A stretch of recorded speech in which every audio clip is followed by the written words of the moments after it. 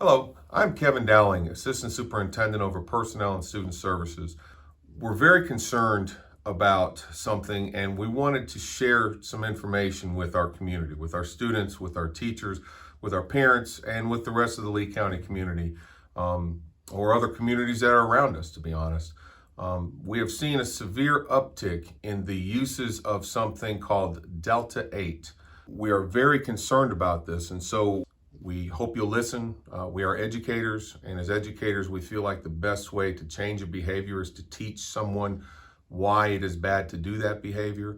So we hope this will help educate our folks, and we hope you'll find this informative. Hello, my name is Lieutenant Anthony with the Leesburg Police Department. I'm also the School Resource Officer at Lee County High School. Today I'm here to talk to you guys about Delta-8. Delta-8 is a new trend that is going around with our youth that has these contents of marijuana called THC. Kids can get Delta-8 in the store because of the fact that Delta-8 is made from a form of hemp. Even though it's made from the cannabis plant and it has a level of THC in it, 0.3% of THC in it, hemp is legal by federal government regulations. So stores could sell hemp or Delta-8 because Delta-8 is made from hemp. And that's what makes it legal. The legislatures are working very diligently trying to figure out how they can make this drug regulated and how they can make this drug part of a law. The health conditions that the FDA and the CDC is reporting is that a lot of people are having close to death experiences with Delta-8. My name is Shannon Weeks. I'm the school nursing coordinator for the Lee County school system. I wanted to briefly discuss the Delta-8 THC products from a school nursing perspective. Delta-8 is a psychotropic drug. It can cause hallucinations. We've seen kids who have induced panic attacks at school after taking it. We see kids who become nauseous, vomiting. They will pass out. They will feel their heart racing, which is usually what leads them to the nursing clinic. And by the time they get there, their blood pressure is super high. We've seen kids with blood pressures as high as 160 over 110 with heart rates in the 140s, 150s. We've had to have EMS come and evaluate these kids and sometimes transport them to Phoebe for medical care. One of the main questions that we are asked is, how do kids get this? How do they get it inside of the building? I mean, do you guys do any kind of searches? Well, I'm gonna explain to you how.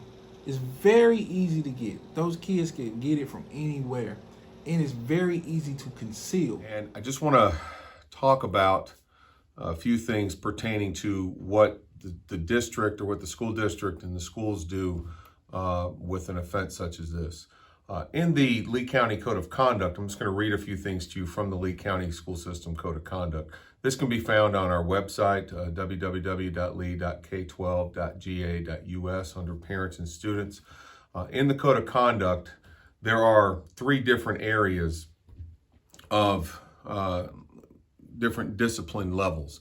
A level 3, of course, is the most severe discipline, and these behaviors or these discipline infractions can be found in level 3.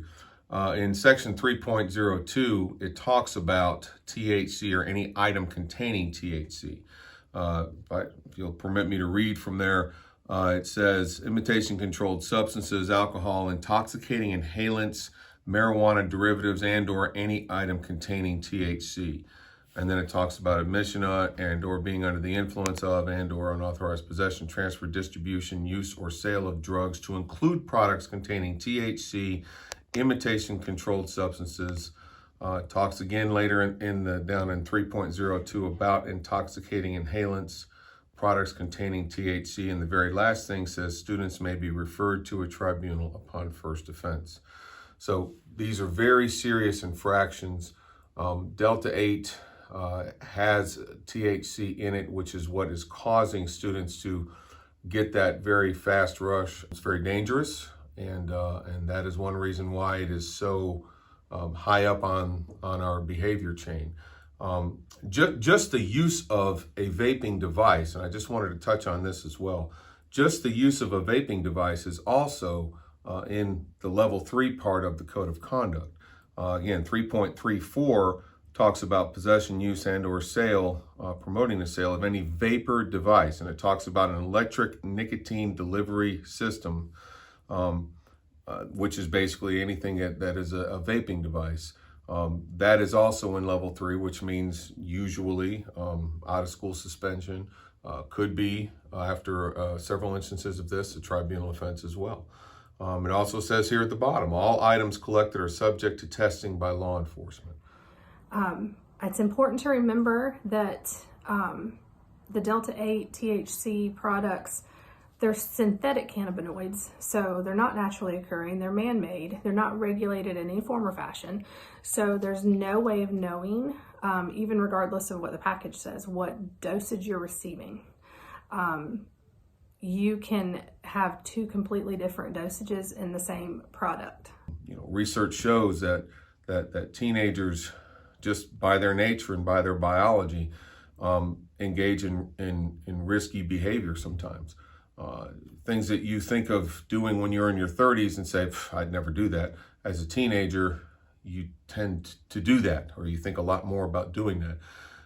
We know this about our teenagers. We love our teenagers, but at the same time, we ask for your help in helping to curb some of these risky behaviors.